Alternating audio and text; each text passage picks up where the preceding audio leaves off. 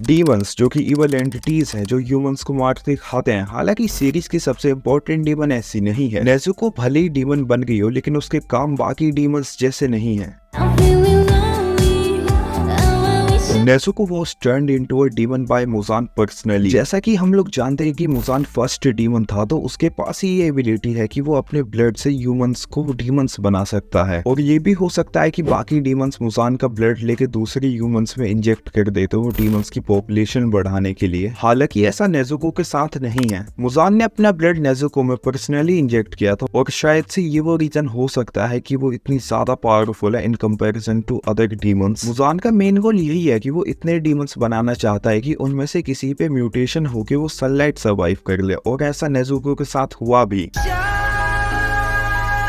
Nezuko refuse to drink blood. Nezuko उन कुछ demons में आते हैं जो कि अपने आप को रोक सकते हैं ह्यूमन ब्लड पीने से, और ये चीज के लिए काफी incredible amount of will power चाहिए होती है। सकोंजी की हेल्प से नेजुको ने अपने ब्लड लस्ट पे कंट्रोल कर लिया है। जब नेजुको कोमा में थी तो सकोंजी ने उसके सबकॉन्शियस माइंड में ये बात डाल दी कि सभी ह्यूमंस उसकी फैमिली की तरह हैं, और सकोंजी ही वो पहला बंदा था जिसने ये पता लगाया था कि नेजुको इसलिए इतना ज्यादा सो रही है क्योंकि उसे अपनी एनर्जी रिस्टोर करनी थी। सो के gather through drinking blood. Nezuko is rarely ever fully conscious. सभी ह्यूमंस डीमन बनने के बाद अपना पास्ट भूल जाते हैं, और ऐसा नेजुको के साथ भी हुआ। हालांकि मोस्ट ऑफ द डीमंस अपनी सबकॉन्शियसनेस रिटेन कर लेते हैं और बोलना भी सीख लेते हैं, लेकिन ऐसा नेजुको के साथ नहीं हुआ। तो according to lady Tamayo, Nezuko ने अपनी subconsciousness as a demon suppress कर दी है ताकि वो अपनी ह्यूमन मेमोरीज वापस ला सके, और यही वो रीजन है जिसकी वजह से वो ह्यूमंस को नहीं खाती है और बोल भी नहीं पाती है। Nezuko can combine her blood demon art with Tanjiro sword. Yoriichi, the originator of all breathing technique and most powerful slayer and swordman in history of Demon Slayer, जब वो सन ब्रीदिंग यूज करता था तो उसकी sword red हो जाती थी, और जब नेजुको अपना exploding blood demon art use करती है तांजिरो की स्वॉर्ड पे, तो योरिची की तरह तांजिरो की स्वॉर्ड भी रेड हो जाती है। और ये हमने देखा भी है सीरीज में। योरिची की रेड स्वॉर्ड बहुत ही आराम से लिम्स कट कर सकती है किसी भी डीमन के, इंक्लूडिंग मुजान, और यही चीज तांजिरो के रेड स्वॉर्ड को स्पेशल बनाती है, और नेजुको के ब्लड डीमन आर्ट को भी।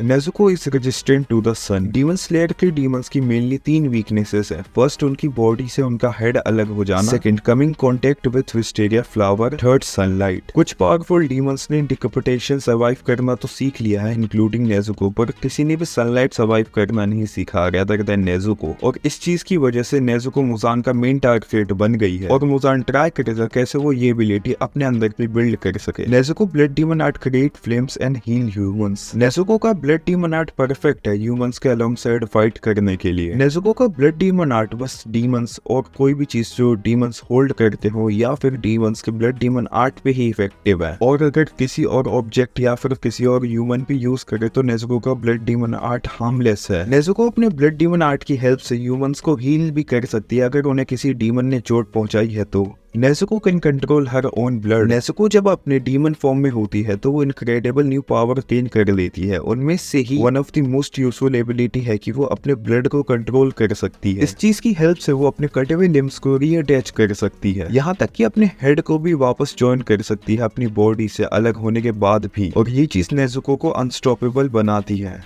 नेजुको's regenerative abilities are superior than others. अगर हैंड टू हैंड कॉम्बैट और ब्लड डीमन आर्ट को साइड कर दे तब भी नेजुको के पास रीजनरेट करने की एबिलिटी है। अब तुम लोग बोलोगे कि रीजनरेट तो बाकी डीमंस भी कर लेते हैं, तो जो नेजुको है वो बहुत जल्दी रीजनरेट करती है in comparison to other demons, और ये चीज हमने एंटरटेनमेंट डिस्ट्रिक्ट आर्क में देखी ही थी। जब नेजुको और डाकी की फाइट हो गई थी तो उस टाइम पे डाकी से जल्दी नेजुको रीजनरेट करी थी अपनी बॉडी को, और ये चीज डाकी ने भी एडमिट की थी।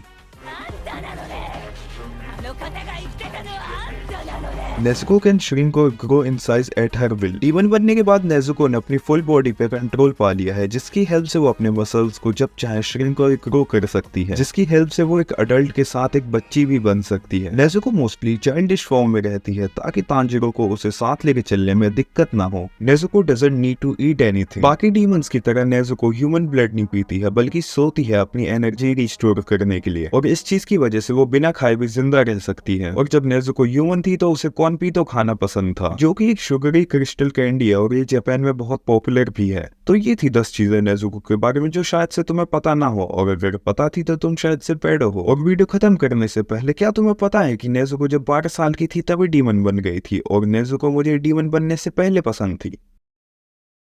और हाँ, अगर तुम्हें सन ब्रीदिंग के बारे में जानना है तो तुम्हारे स्क्रीन पे जो वीडियो आ रही है उसे देख लो।